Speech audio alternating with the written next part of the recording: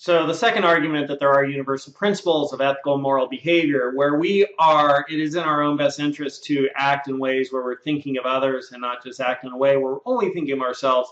The second argument for that is that we are pro-social creatures. We are social creatures. We're like dogs, right? And dogs live in packs. We are not like the snake. We are not like the shark.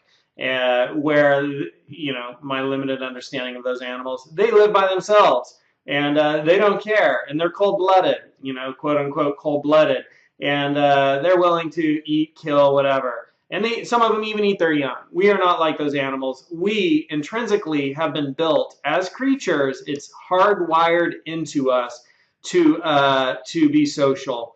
And we do better when we are in tribes, when we are in packs, when we live with other people. We are hardwired to be social. And so when we do pro-social behavior, studies show that this is actually good for us. Pro-social behavior is actually good for us. So when they study this, when we think of others, when we're acting in a way that's pro-social, this is something that has a positive effect upon us. And so one study that looked at this, if you go to our outline of our lesson plan for this class, there's a link here to a TED Talk, this YouTube link, which is how to buy happiness. And if you don't think money can buy you happiness, you don't know where to shop. And basically what this video says is that, there it is. So what this video says is that they did a study where they gave money to college students. And some of the students, they said, we're going to measure your happiness, and we're going to give you some money. And then you're going to go spend it and then come back and we're going to measure your happiness again. And so when the students would go and, they'd measure their happiness, and then some of the students, they'd give 20 bucks. They say, go spend this on yourself and then come back and we'll measure your happiness. And so the students would go spend it on themselves and come back. And then other students, they said, they measured their happiness, and then they said, go spend this money on somebody else, and they give them 20 bucks, and then come back, we're going to measure your happiness again. And for the students who went and spent the money on themselves, their happiness did not change. For the students who went and spent the money on somebody else, right, did other-oriented activity, pro-social activity, thinking of others, their happiness increased. And so this is just one study. There's a bunch of different information out there, articles out there, where pro-social behavior, when they study that, it is actually in our own best interest. It makes us happier. It does good things for us. And really that's because when we engage in pro-social behavior, this is my take on it, when we engage in pro-social behavior, thinking of other people, we're really aligning with our nature. And our nature is to be social. We're social creatures. We like to live in packs, in tribes, with others. We do not like to live by ourselves. It is a sign of a lack of mental health if you're socially isolated. But if you have community, if you have people around you, that is a sign that, you have better mental health. And so that's just the way we're designed. And if you find yourself living isolated, then there are steps you can take absolutely to get help. On campus, there is psych services. You could go talk to counselors, which are kind of like the wise village elders, which counsel you on, what you can do to cultivate more of a social life. Because I know that, some people trend that way. I actually trend a little bit more towards, I like being in my cave, a bit of a lone wolf. Pro-social behavior is ultimately the best for all of us, and it has positive impacts upon us because when we act in pro-social ways, we are aligning with our nature, with the way we are made, and we are designed, right, to be social creatures. And so our organism responds in a positive way to ourselves, us, right? More happiness when we do pro-social behavior. And so one of the projects for you to do in the class, if you're taking this class on campus, is we have Project Do Good. And if you're not taking this class on campus, and if you're just watching these videos somewhere else, this is really still a cool exercise to experiment with. But what Project Do Good, and you can find Project Do Good in our class online, you can find it right here under Extra Credit. And what Project Do Good is that you want to go out and you want to do 10 things that you wouldn't normally have done that are pro-social, other-oriented. And so those 10 things might be like, normally you would have just walked by trash, right? That was out in the parking lot, out on campus, out at, in the street, wherever. Normally you would have just walked right by that, like, hey, it's not my problem. Somebody else could pick it up. I didn't put it there. But instead of walking by that piece of trash, to do something you would have not normally done, instead of walking by it, you'll pick it up and you'll throw it away. And you'll just notice, like, okay, how do I feel when I do something that's pro-social? I'm like contributing to the greater good. I'm helping make society, for all of us, a better place. How does that impact me? How does that make me feel? And so just pay attention to how you feel when you do these pro-social behaviors, 10 of them, and notice if it actually kind of makes you feel a little bit good.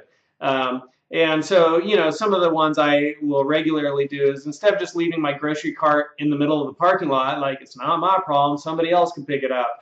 I'll push my grocery cart in when I'm done with it, right? Some people just leave their grocery cart like right in the middle of a parking spot. So even if you want to park there, now I have to get out of my car, move the cart, and then I can park, and then I'll push in your cart. Don't worry, I'll pick up your mess for you, right? Some people just leave their cart in the middle of the parking lot. I'll even take extra carts in when I arrive in a parking lot, like, wow, I'll push these in. Other people might argue that, oh, I'm actually thinking of other people because I want to give them a job. But I think that argument most often is just sort of like a glib way to justify selfish behavior. They're not truly thinking of other people, but they like to say I'm giving somebody a job, like with a little wink, wink, laugh, because it lets them do what they want to do, and they don't have to go out of their way for others. But anyhow, that's Project Do Good, and just experiment with it. Do some pro-social behavior and see how it impacts you. And if you're in my class and you want to get extra credit, you'll write up the 10 things you did and in a Google Drive document, and then submit that document right here. Submit the link to that document, as well as how it impacted you, right? Here are the 10 things I did, and this is my reflection upon this entire Project Do Good exercise. And then you'll earn 10% extra credit. Wow, that's a lot towards your grade. That is a lot. That's a lot of extra credit. So it's really no, sorry, right here, Project Do Good, 5%.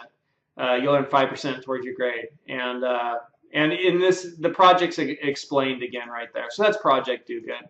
And the ultimate thing, the ultimate point that I'm making here is that pro-social behavior is good for us. And when we contemplate whether or not there are universal principles for ethical behavior, indeed, what I've discovered when I've contemplated that question and looked out there to see if there's research on it is that there are very strong arguments in favor of us acting in a universally pro-social way. So there are strong arguments in favor of universal ethical moral behavior. Because if we don't have, it's in our own best interest for society to get along and not be at war, not to have chaos and anarchy. It's just in our own personal best interest for all of that to work together, to think of others and to play well with others. And it actually, even when they study it, has a positive impact upon our physiology. And so when we do pro-social things, it's really aligning with our nature and helps us out. That doesn't mean that we aren't divided and split within ourselves, because there's certainly a tendency within humans to also experience frustration and want to act out towards others and not think of others. And so that's kind of like the human psyche, like Freud and Jung, the id and the ego and the superego, the devil and the angel, right? The devil and God, and here we are in the middle, right? We're caught between thinking of others, acting in pro-social ways, and getting really frustrated with others, and sometimes wanting to scream, yell at them, kick in their cars, go to war with them, which happens. And I'll just leave you with this one quote, which is a really line dividing good and evil. I'll leave you with this one quote, which is an awesome quote from Alexander Solzhenitsyn, however you say that. If only it were so simple, if only there were evil people somewhere insidiously committing evil deeds, and it were necessary only to separate them from the rest of us and destroy them. But the line dividing good and evil cuts through the heart of every human being. And who is willing to destroy a piece of his own heart? So that really kind of speaks to this duality which exists within all of us, the devil, the God, right? The devil and the angel, or the id and the superego, or, yeah, thinking of others and pro-social versus, wait, I'm only thinking of myself. Because we are really kind of caught in this dilemma where, we think of ourselves, we're looking out for our own selfish best interests. Our main programming is to stay alive and procreate, and to stay safe. You know, that's part of staying alive and procreating, right? And that's our main programming. And we don't want to experience, you know, the pleasure principle kicks in after that. We don't want to experience pain. We want to experience pleasant things. So we want to avoid pain and get more of the pleasant. And that's really our human programming right there. And so we're caught in this thing of like, yeah, I need to think of others. I need to get along with others and work well with others because that's in my own best interest. But also sometimes things that are in my best interest are at odds with thinking of others, right? Like, oh, I could take more for myself at the expense of others.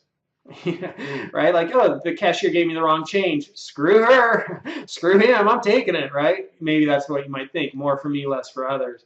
And so, you know, the line dividing good and evil runs through the heart of all men. But ultimately, the main point of this video is, are there universal principles of ethical moral behavior? Are there reasons that we should, right, that it's built into us to act in pro-social ways?